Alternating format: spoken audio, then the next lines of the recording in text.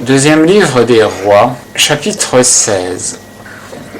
La 17e année de Pécache, fils de Rémalia, Achaz, fils de Jotham, roi de Juda, commença à régner. Achaz était âgé de 20 ans quand il commença à régner, et il régna 16 ans à Jérusalem. Il ne fit point ce qui est droit aux yeux de l'Éternel son Dieu, comme David son père, mais il suivit la voie des rois d'Israël. Et même il fit passer son fils par le feu, selon les abominations des nations que l'Éternel avait chassées devant les enfants d'Israël. Il sacrifiait aussi et faisait des encensements dans les hauts lieux, sur les coteaux et sous tout arbre vert. Alors Rétzin, roi de Syrie, et Pécache, fils de Rémalia, roi d'Israël, montèrent contre Jérusalem pour combattre, et ils assiégèrent Achaz, mais ils ne purent point en venir à bout par les armes. En ce temps-là, Rétzin, roi de Syrie, remit Élat en la puissance des Syriens, car il déposséda les Juifs d'Élat.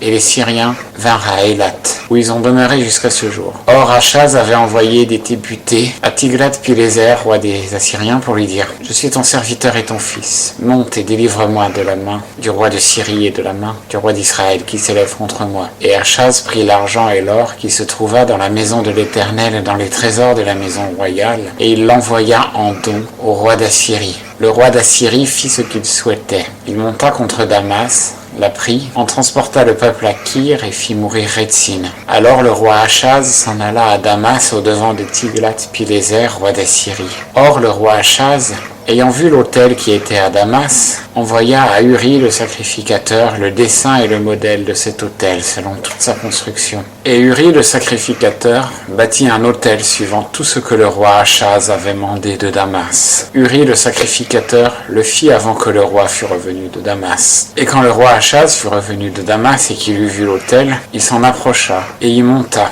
Il fit fumer sur cet autel son holocauste et son oblation, y versa ses libations et y répandit le sang de ses sacrifices de prospérité. Quant à l'autel d'airain qui était devant l'Éternel, il le transporta de devant la maison, en sorte qu'il ne fut point entre son autel et la maison de l'Éternel. Et il le mit à côté de cet autel-là, vers le nord. Puis le roi Achaz donna ce commandement à Uri le sacrificateur. Tu feras fumer sur le grand autel l'holocauste du matin et l'oblation du soir, l'holocauste du roi et son oblation, l'holocauste de tout le peuple du pays et leurs oblations. Tu y répandras leurs libations, tout le sang des holocaustes et tout le sang des sacrifices. Mais quant à l'autel d'airain, ce sera à moi d'examiner. Or Uri le sacrificateur fit tout ce que le roi Achaz lui avait commandé. De plus le roi Achaz mit en morceaux les panneaux des socles et en ôta les cuves qui étaient dessus. Il descendit la mer de dessus les bœufs d'airain qui étaient dessous et la mit sur un pavé de pierre. Il ôta aussi de la maison de l'Éternel à cause du roi d'Assyrie